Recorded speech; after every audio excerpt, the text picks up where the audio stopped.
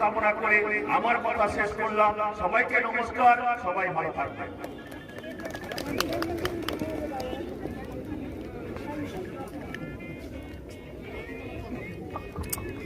আমরা গৌরবান্বিত, প্রাণিত, উৎসাহিত আমাদের স্যারের স্বল্প সময়ের এই বক্তব্য আমাদের সকলকেই আগামী দিনে আরও সৃষ্টিশীলতার দিকে ঠেলে নিয়ে যাওয়ার পথে পাথেয় হয়ে থাকবে।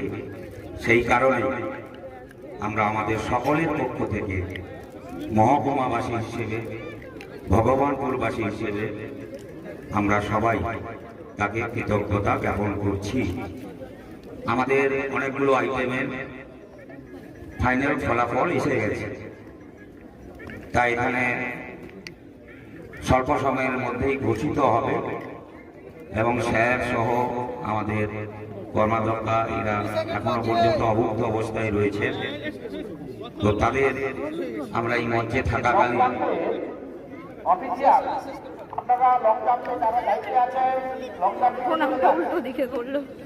যা দিকে করে কিছু প্রতিযোগিতার আমরা পুরস্কার